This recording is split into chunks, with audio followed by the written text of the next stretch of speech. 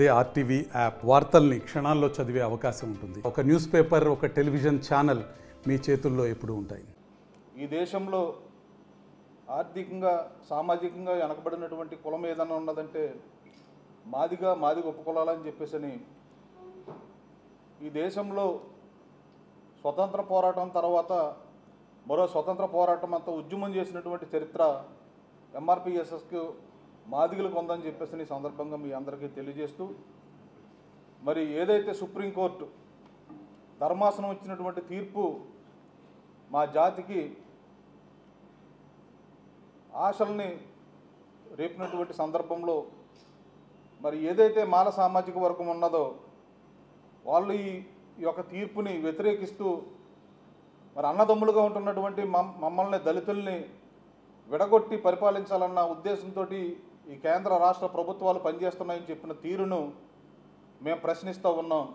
2024లో SC వర్గీకరణ bill పార్లమెంట్లో చట్టబద్ధత చేయాలని చెప్పేసి సుప్రీంకోర్టులో తీర్పు వచ్చినప్పుడు మీరు ఆ తీర్పును అంగీకరించి సుప్రీంకోర్టు ఇచ్చిన తీర్పును అంగీకరించి ఆ ఏదైతే సుప్రీంకోర్టు తీర్పు ఇచ్చిందో ఖచ్చితంగా ఈ దేశంలో ఏదన్నా న్యాయం జరుగుద్దంటే సుప్రీంకోర్టులోనే చెప్పేసి మరి ఆ రోజున మన మాల సోదరులు చెప్పినటువంటి పరిస్థితి మనం చూడవలసినటువంటి సందర్భం. మరి అదే సుప్రీంకోర్టు ఈ రోజున ఎస్సీ వర్గీకరణ ఈ దేశంలో దళితుల్లో మాదిగలు అత్యధికంగా వెనకబడి ఉన్నారు, వాళ్ళకి అందవలసినటువంటి సంక్షేమ ఫలాలు కానీ రాజకీయ ఫలాలు కానీ విద్యా ఉద్యోగాల అవకాశాలు కోల్పోతూ ఉన్నారు. కాబట్టి ఈ రాష్ట్రంలో కానీ దేశంలో కానీ ఎస్సీ వర్గీకరణ అమలు చేయవలసినటువంటి బాధ్యత ఏ రాష్ట్రం అయితే ఉందో ఆ రాష్ట్రాల మీద ఆధారపడి ఉందని చెప్పేసినటువంటి తీర్పును ఈరోజు మీరు వ్యతిరేకించడం ఎంతవరకు సమంజసమని చెప్పేసి ఈ సందర్భంగా మా సోదరులు ప్రశ్నిస్తూ ఉన్నాం. మరి అదేవిధంగా హర్ష్ కుమార్ గారికి ఒకటే సూటిగా ప్రశ్నిస్తూ ఉన్నాం. మాదిగలను ఎస్సీ రిజర్వేషన్లో పేరుతోటి విడగొట్టాలని చెప్పేసి చూస్తున్నారని చెప్పి మరి మా అన్న హర్ష్ కుమార్ గారు ఇచ్చినటువంటి స్టేట్మెంట్లు మేము చూసాం.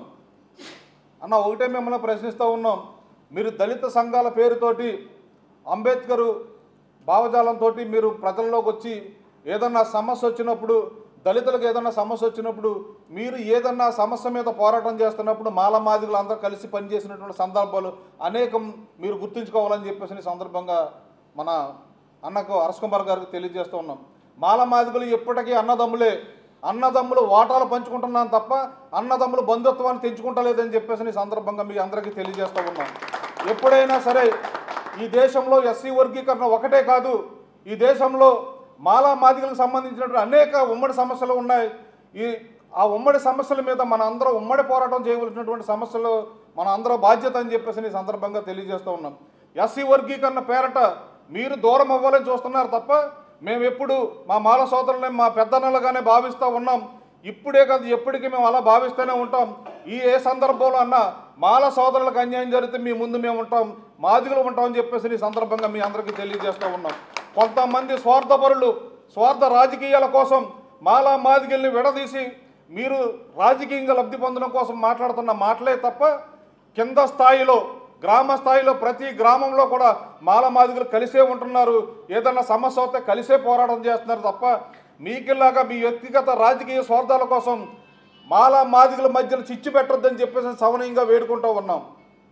మరి అదేవిధంగా ఈ దేశానికిలో గౌరవ ప్రధానమంత్రి మరి కృష్ణన్న పిలుపు మేరకు సభకు ఇచ్చేసి మాదిగలకు ఎస్సీ వర్గీకరణ చేసే బాధ్యత నేను తీసుకుంటానని చెప్పినందుకు ఆయన అన్నట్టుగానే ఒక కమిషన్ ఏర్పాటు చేయడం, ఆ కమిషన్ ఎస్సీ వర్గీకరణ న్యాయమైనదని చెప్పేసి ఒక తీర్పు వెల్లడించడం ప్రత్యేకంగా మన నరేంద్ర మోడీ గారికి మాదిగల తరపున ధన్యవాదాలు తెలియజేసుకుంటూ ఉన్నాం.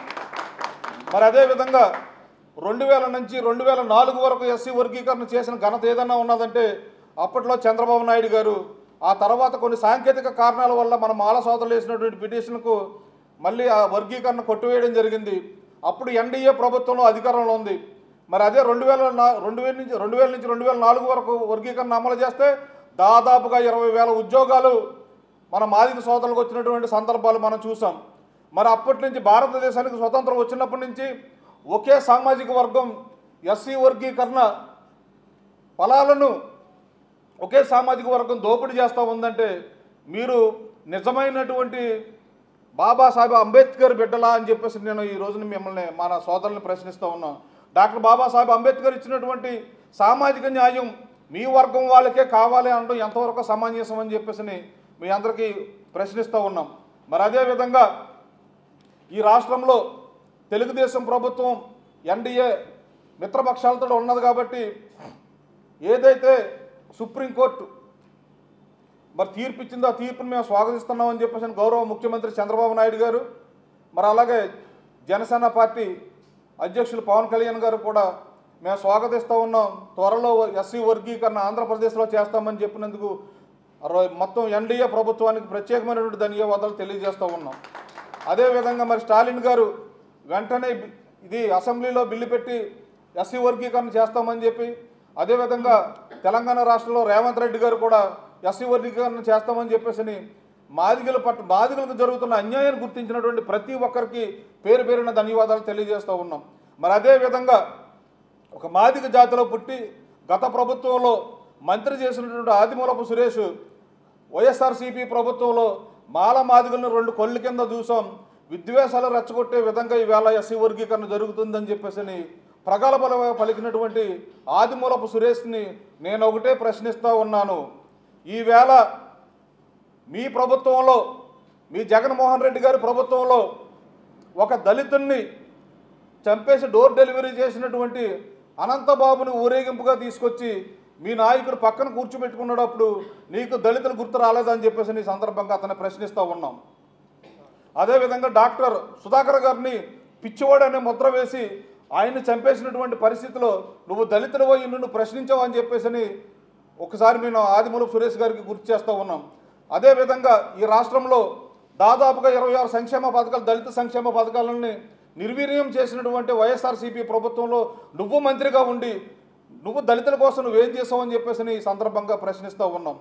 కేవలం మీరు ఎస్సీ ఎస్టీ మాదిగా మాల రెల్లి కార్పొరేషన్ చైర్మన్లు పెట్టి కనీసం ₹1 కూడా ఇవ్వలేనటువంటి పరిస్థితిలో నా మాలలకు, నా మాదిగలకు, నా రెల్లీలకు అన్యాయం జరుగుతుందని చెప్పేసి నువ్వు మాదిగ పుట్టి ఒక్కసారి కూడా నీ ప్రభుత్వంలో నీ నాయకుడిని ప్రశ్నించినటువంటి వ్యక్తి ఈవేళ మాదిగలకు ఎస్సీ వర్గీకరణ జరిగితే నీకు బాధ కలుగుతూ ఉందా?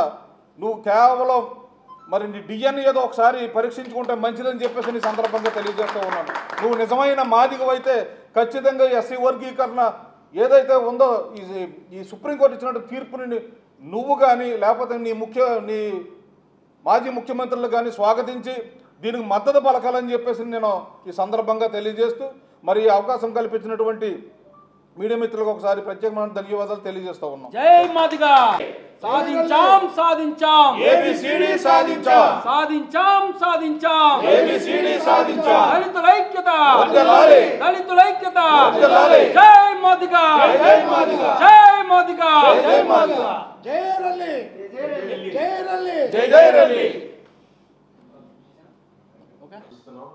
మాకు స్వాతంత్రం వచ్చినప్పటి నుంచి ఇప్పటి వరకు మాకు జరుగుతున్న అన్యాయానికి మాకు న్యాయం జరుగుతుందని ఒక నమ్మకం మాకు కలిగింది. ఇందుకు ఈ యొక్క సుప్రీంకోర్టు ఈ తీర్పు ఇవ్వడానికి ముందు ఎంతో మంది మా జాతి బిడ్డలు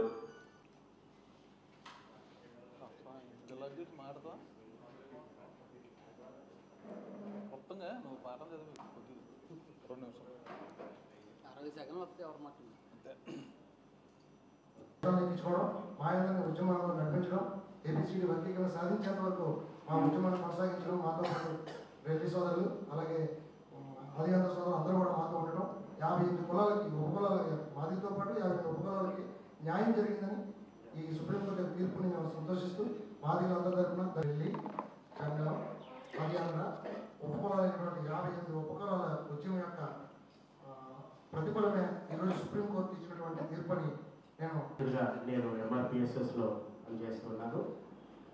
గత 30 సంవత్సరాలుగా మాదిగలు, అణచబడుతున్నటువంటి మాదిగలు రాజకీయంగా అభివృద్ధి చెందాలి, అదేవిధంగా విద్యా రంగం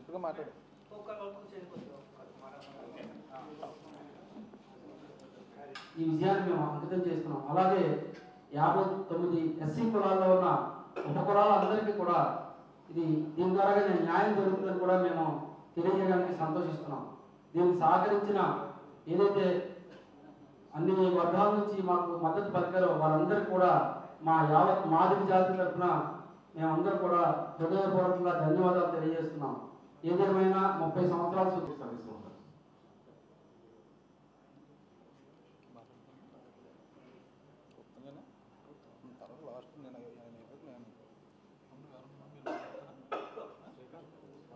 కులవృత్తుల కారణాల అణగార్చుకోవడం వల్ల కొంచెం రాజకీయంగా ఎదగలేకపోయాం, ఆర్థికంగా ఎదగలేకపోయాం. కాబట్టి ఈ వర్గీకరణ పోరాటం తరగతి తీసుకురావడం 30 సంవత్సరాల పోరాటం వల్ల కృష్ణమాది గారి ఉద్యమంతో పాటు స్టార్ట్ అయ్యి ఈ రోజు వరకు కూడా రాష్ట్రంలో అనేక ఇబ్బందులు ఎదిగినా సీనియర్ లీడర్లు కదా. అందరికీ నమస్కారం. ఈరోజు సుప్రీంకోర్టు ఇచ్చిన తీర్పుని మాదిగపల్లిలో సంబరాలుగా జరుపుకుంటున్నారంటే ఇది 30 సంవత్సరాల ఉద్యమాన్ని అద్భుతంగా ముందుకు తీసుకెళ్లినటువంటి నాయకులు, ఆంధ్రప్రదేశ్లో ఉన్నటువంటి నాయకులు, వారందరికీ ఈ సందర్భంగా MRPSS తరఫున హృదయపూర్వకమైనటువంటి ధన్యవాదాలు తెలియజేస్తున్నాం. మరి మన ఆంధ్రప్రదేశ్లో విభజిత ఆంధ్రప్రదేశ్లో మొట్టమొదటి సైలెంట్లో పెట్టుకోండి. నా పేరు యాదగడ్డ వరప్రసాద్. నేను MRPSS తూర్పుగోదావరి జిల్లా అధ్యక్షుడిని. ఈరోజు రాష్ట్ర అధ్యక్షులు బొంగ సంజయ్ మాధవ్ గారి నాయకత్వంలో ఎన్నో పోరాటాలు కూడా చేయడం జరిగింది. ఇంతమంది మా జాతి బిడ్డలు చేసిన ఈ పోరాటానికి దక్కిన కృషిగా మేమందరం భావిస్తున్నాం. ఇది మా మాదిగల యొక్క విజయమే కాదు, ఇది ఎస్సీ షెడ్యూల్ క్యాస్ట్లో ఉన్నటువంటి ఉపకులాల అందరి యొక్క విజయంగా మేము భావిస్తున్నాం. మరి ముఖ్యంగా చెప్పాలంటే ఈ ఉద్యమంలో పాలు పంచుకున్నటువంటి విధానంలో మాకు కూడా ఈ యొక్క భాగం ఉందని మేము చాలా సంతోషిస్తున్నాం. సుప్రీంకోర్టు వారు ఇచ్చినటువంటి తీర్పుకు మేమందరం చాలా సంతోషించి సంబరాలు చేసుకుంటూ మేమందరం అభివృద్ధి చెందుతుంది మా జాతి అని సంతోషిస్తున్నాం. ఈ సమయం ఇచ్చినటువంటి ఈ సందర్భం